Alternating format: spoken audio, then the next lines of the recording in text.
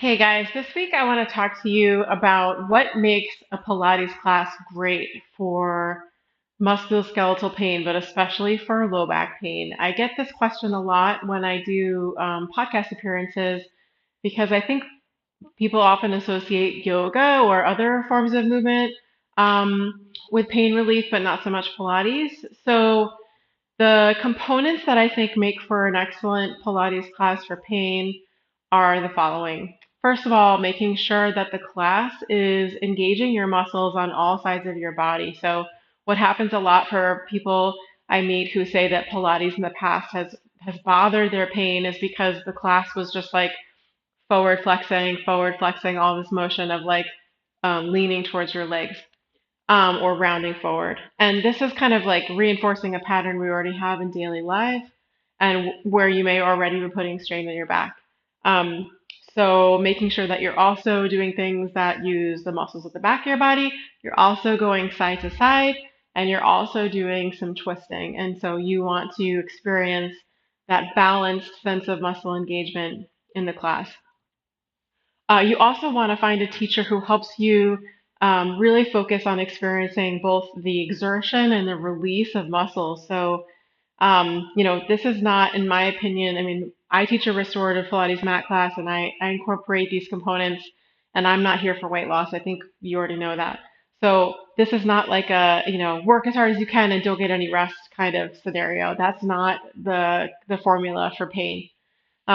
You want to have both moments of exertion where your muscles are tense, and then moments where you purposefully, intentionally release those muscles and feel that release and relaxation in your body. We do this both because we want to keep the body moving in a pattern of, tension and release so that it gets in the habit of doing that. Like, so you're not just always in this guarded, like, bracing feeling but also so that your nervous system has the opportunity to experience um, the tension and release, which is also part of just healing from a sense of being unsafe in your body. And we could go down a whole path there, but we'll leave it at that.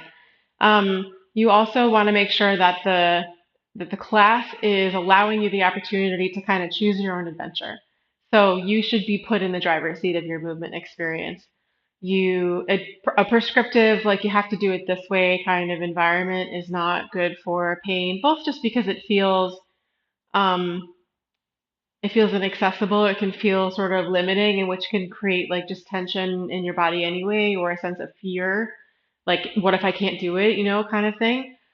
But also, it is beneficial for you as a mover to feel that you have agency in your body to kind of redirect that narrative that often comes with chronic pain of like, my body can't be trusted, my body is not a place of safety, I am not in control of what's happening to my body. So you want to be in the driver's seat and being able to choose how you move and feel that the space is open to you moving in the way that you want to move. And it's also just really important that the language that's being used in your movement class, be it Pilates or any kind of movement, is affirming of your abilities and shifts your own mindset from one of fear and limitations to one of confidence and possibilities.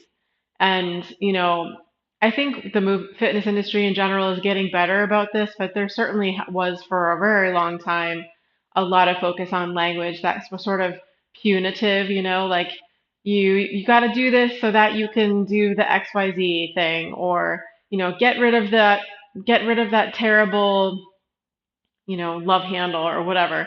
So it just like hones in on what's negative about the body when what you really need in a state of chronic pain is to hone in on what's positive, what's what's possible with your body, what your body's already doing for you today, that is of value.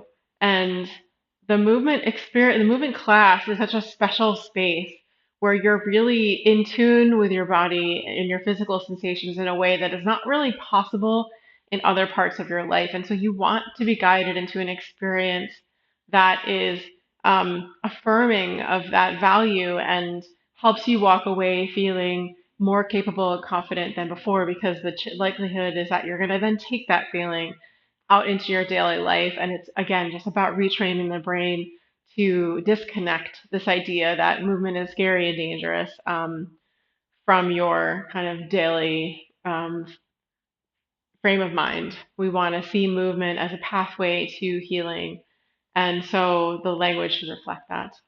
So I wrote a whole blog post on this topic, by the way. So if you're out there in the world looking for classes and you want to kind of check in on, is this going to be beneficial for my pain? I encourage you to read that and get some insight, or reach out to me. I'm happy to talk and provide my thoughts and help you guide you on your way. Thanks, and see you next week.